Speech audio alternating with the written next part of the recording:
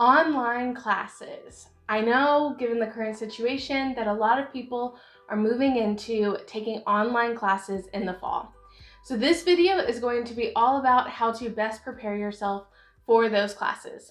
The first thing I want to start out by saying is that if you are a good student right now in your in-person classes, you are most likely going to be a good student in your online classes. I know a lot of people are concerned that they're really good at in-person classes and they're always afraid that they're going to fail once it comes to the online format, and that's just not true. Good students will tend to adapt, just like every format for every class is different. Going from an online to an in-person format is just different. It's not going to mean that it's going to be all that much harder.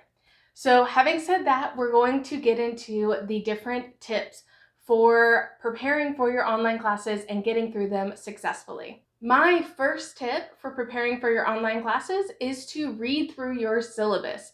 Figure out the rules for your class. This includes things like checking the late work policy. Do they accept late work? Is there a grade deduction or something like that?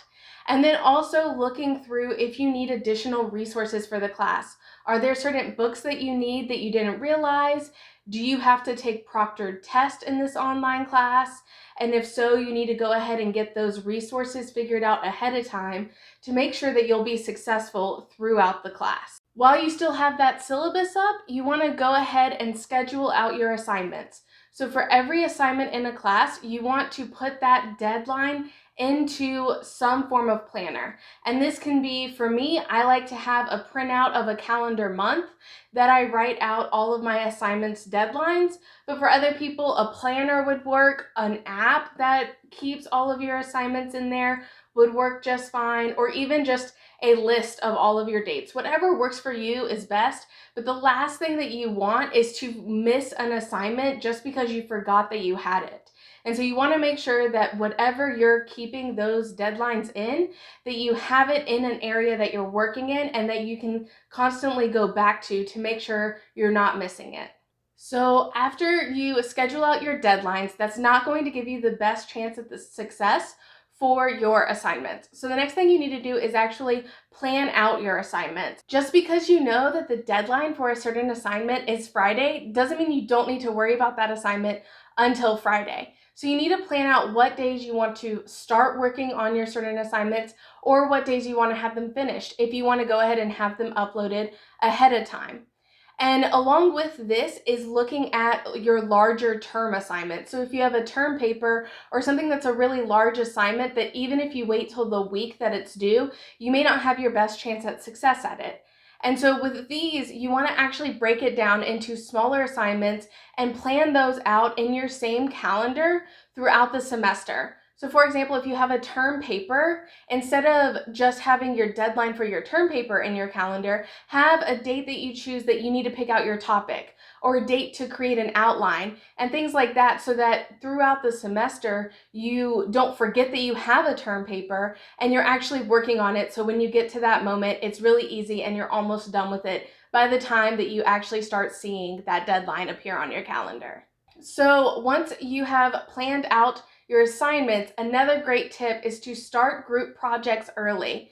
Even in online classes, it's likely that you're going to have group projects happening. And so the thing that you don't want is to wait till the last minute, because group projects in an online format are going to take a little bit longer to complete because you have all of this communication going on. So whenever you first find out about a group project, go ahead and connect with the members in your group and make sure that you're all on the same page. If you can, go ahead and split out the duties for that group in earlier meetings with your group so that y'all are all keeping track on it and you don't all forget about it until a week before it's due, and then it's a major stressor.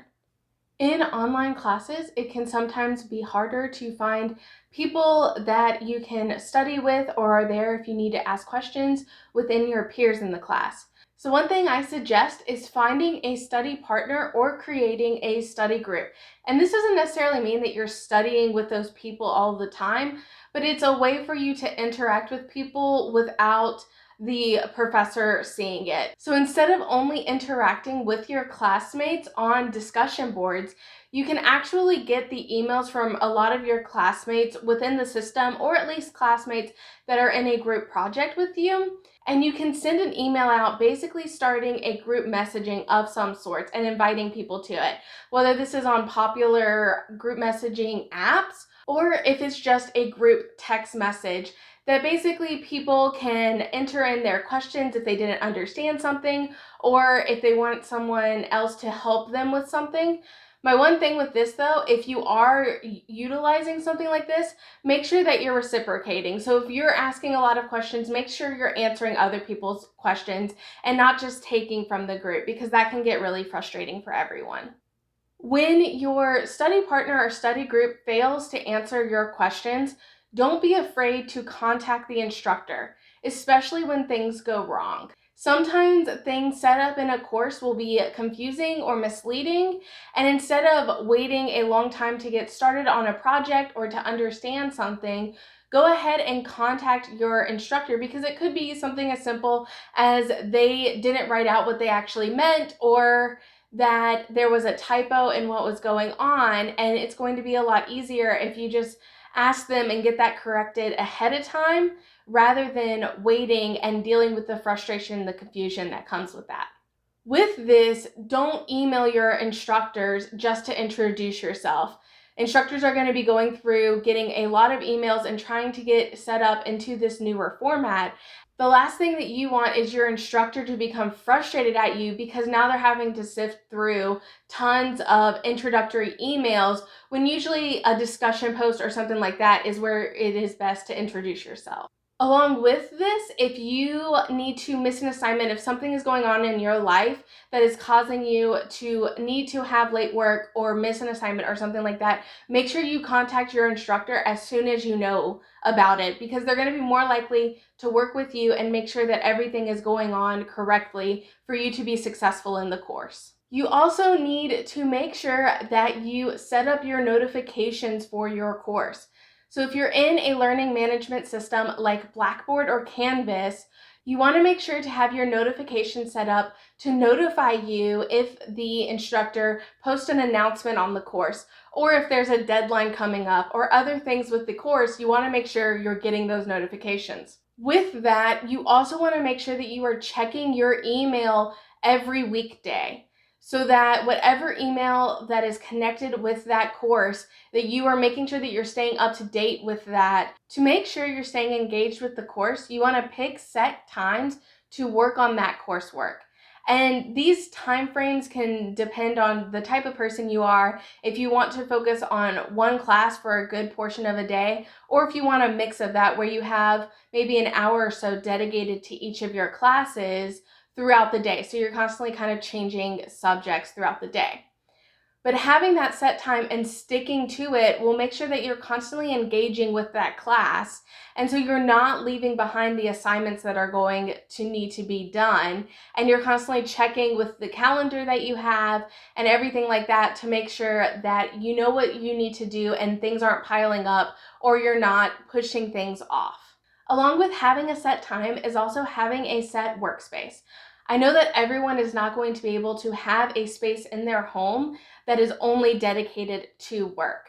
But just sitting down on your couch, throwing on the TV, and then pulling your laptop out to do work is most likely not going to make you very successful, because you're going to be constantly distracted, because that's your relaxation zone. So instead, you can move into a different place that you make known for doing work. So in my case, I have a desk in my bedroom, and that is actually where I do all of my work, and it helps me to stay focused. When I'm at that desk, all I'm doing is work instead of focusing on all the other distractions. If you're not able to have a desk, use something as simple as using your dining room table, but maybe sitting in a different seat than where you do other things, so that it kind of changes your mindset. Or using a certain area of your floor if that's kind of where you like to do work. But kind of designate a zone as kind of your work zone, and always try and go back there whenever you're trying to do work on your classes, because it's going to get you more in the mindset that this is now work time, just like it would be if you were going to school and sitting in a classroom or a library to do work. And during time of online classes, it is still important to focus on your own mental health. And so you need to make sure that you know when to step away. Whenever you have online classes, it tends to be not as structured as when you have in-person classes. So you may feel like you always should be doing your coursework, or you're working on a certain problem and that's in your set time to work on that class, but you're getting really frustrated at that problem, but you don't want to get behind, so you just keep working at it. And sometimes you need to realize when it's okay to just step away from that problem. And one rule that I like to have is if I've gone over 5 minutes working on something and I'm feeling really frustrated or annoyed or any of those kind of negative emotions, and I haven't moved forward any, I haven't been productive, it's time to just step away and kind of allow myself to reset. And whatever you do to kind of get out of that classwork mindset, whether it's just switching to a different class, a different assignment, or even going and getting a snack or go and watch an episode of your favorite show, know when to step away and reset so that when you come back to that problem, you're actually going to be able to solve it more efficiently instead of allowing your emotions to set up a wall in front of you. So I hope that this was helpful for everyone that is starting their online classes, and I wish you the best in your classes. And if you like this content, please hit the like button below and subscribe to this channel, as this helps to support me.